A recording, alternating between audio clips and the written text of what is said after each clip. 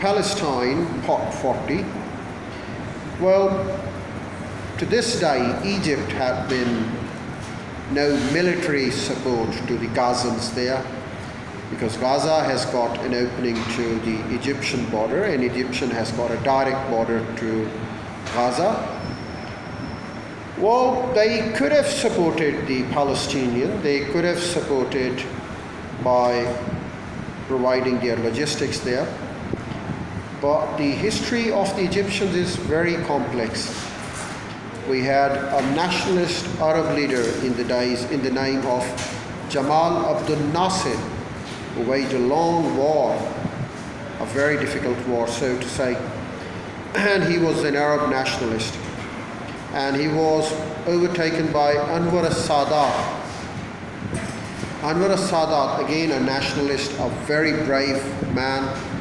And Jamal Abdel Nasser, then his successor Anwar al-Sadat, they were the men of great determination in the Middle East history, and we can find no better solution than those great figures of Jamal Abdel Nasser and Anwar al-Sadat. What exactly Egypt has found over there, even if the Egyptian troops had defeated the Israelis on their own soil, what were the consequences? Great Britain had come to rescue them, France had come to rescue them, USA had come to rescue them, and hadn't we seen those aerial raids by France, aerial raids by Great Britain to rescue Israel? So the losses that Egypt has made over the years, and should I say over the decades, are so gross that the executive, the establishment of Egypt would not like to play any part at all in such conflicts.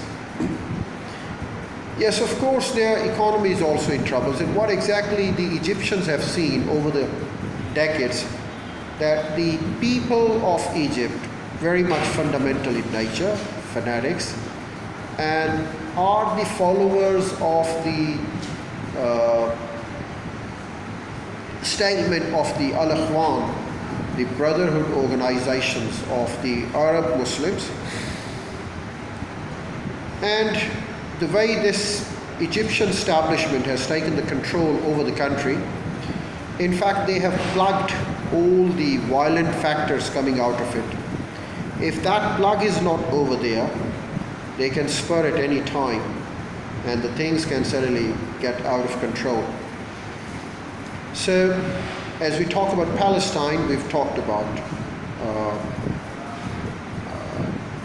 Lebanon in the surrounding, we have talked about Syria in the surrounding, we have talked about Egypt, we have talked about Hezbollah, we have talked a little about Iran as well, but we haven't really taken into consideration Iran.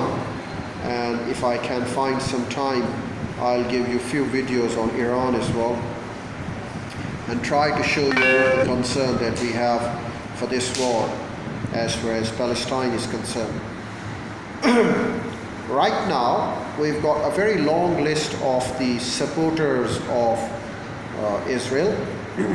Of course, at the top we've got USA, and then we've got a very long list of those European nations.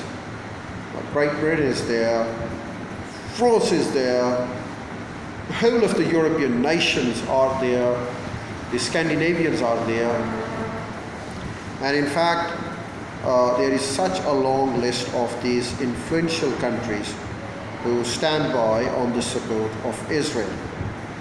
They do condemn Hamas, and they believe that Hamas is responsible for it.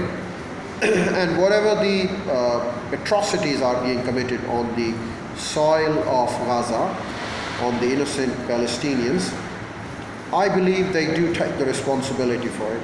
The Americans are responsible for it. The British, the French, they are responsible for it. And the story goes on, the violence goes on, nobody knows. It's the 24th day of the war, and nobody knows when the war will end. It started on 7th of October 2023, and to this day on 31st of October, as I record this video from our YouTube channel, I don't find any instinct, any cue right now that the war may end. When we talk to the Israelis, they always are ready for the increasing the violence there. Let's see what happens in Gaza. Let's see what happens with the Palestinians, and the violence goes on.